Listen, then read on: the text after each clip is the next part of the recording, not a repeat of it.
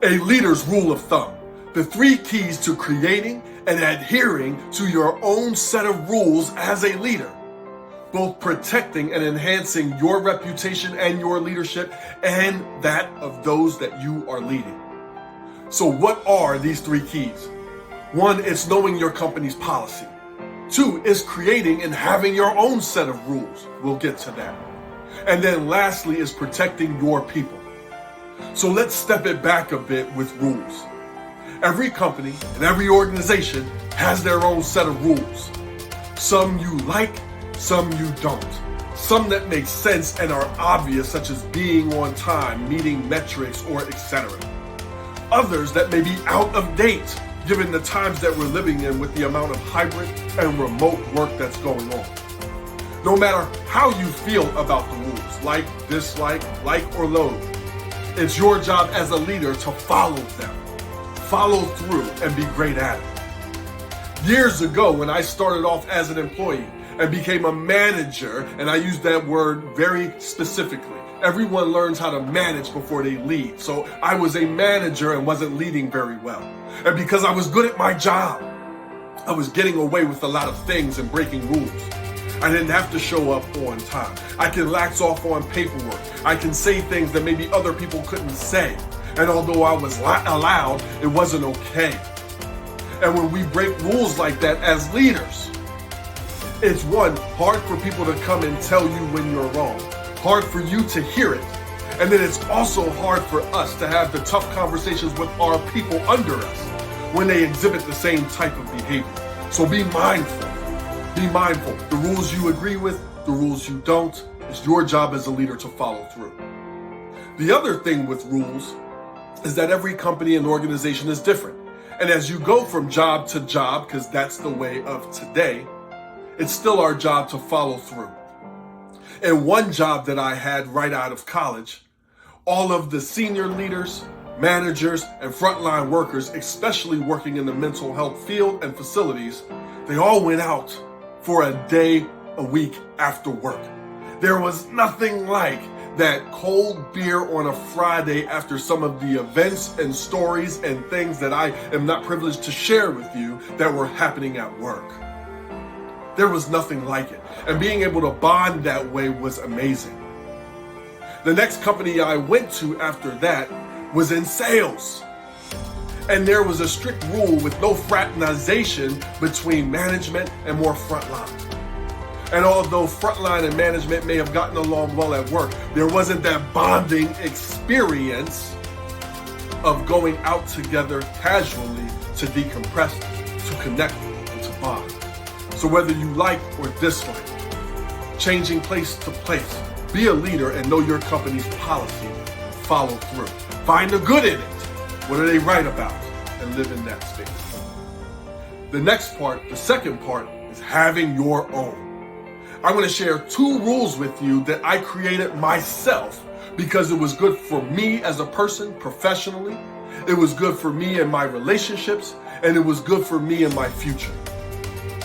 The first rule that I have, and the rule that I live by today as a professional speaker, author, and leadership trainer that gets to travel the world, is that when I'm out and a company brings me in, I have 1 drink and I am in my room by 11:30 p.m., the time zone I am, calling my wife to say hi, good night, and to say good night to my daughter if she might still be up. Why is this rule so significant for me? I am so honored that so many organizations invite me out to great and beautiful places. They fly in their senior leaders. They may fly in all of their employees. And during that time, it's magical. It's the energy in the room to be able to meet the leaders, meet their people, maybe see them meet each other for the first time with hybrid and remote work. And then as the night goes on, you can see the energy build and people start to relax. Now, this is not in a bad way. However, for me, I want to be able to protect my business, my reputation, my leadership. So I hang out until about 11:30 at night. I have 1 drink and then I'm up to my room. Now, how does this rule of thumb help me? It protects my image. How does it look for me to have a conversation and be slurring my words, to be intoxicated, engaged in conversations that I have no place in, hanging out till 3 o'clock in the morning? Not to mention what it can do to my relational life, my personal life, and things like that.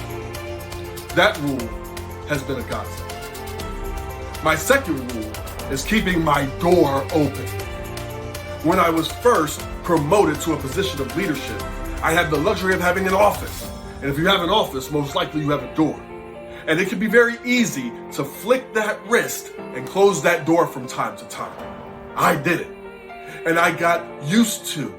I got seduced by the quiet. I got seduced by the peace. And now I can get work done. It also did some negative things. It disconnected me from my team. Disconnected me from the noise of the building. Disconnected me from the events and the ongoings, the small and the big. It also gave some of my coworkers and other leaders a place to knock, enter, and escape. And then all of a sudden, a 2-minute conversation can turn into a half an hour or an hour. Now, I mentioned I was managing and not leading. So a rule of thumb for me was to keep my door open. Now, there's some negatives to that, and I talk about that in a leader's doorway, but that's a different conversation and training. Having my door open was a rule of thumb that kept me connected, kept people knowing that I was willing and available and around. Those are my 2 big rules of thumb. What are yours? Lastly, is protecting your people. Does your rule of thumb help anyone else other than you?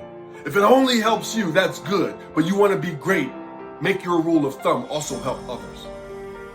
As I mentioned, I get to travel the world to speaking events, and sometimes in the evening, these speaking events, people are drinking.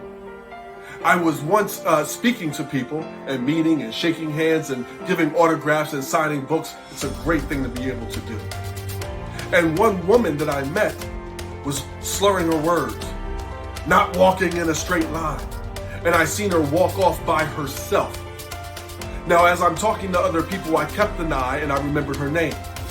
I went to the event planning coordinator and I said, listen, I don't want to get anyone in trouble. However, it wouldn't do me good or my heart good to not share this. And I mentioned what had happened. I pointed out the woman. They made sure that she got to her room safe, sound, tucked in, and all good.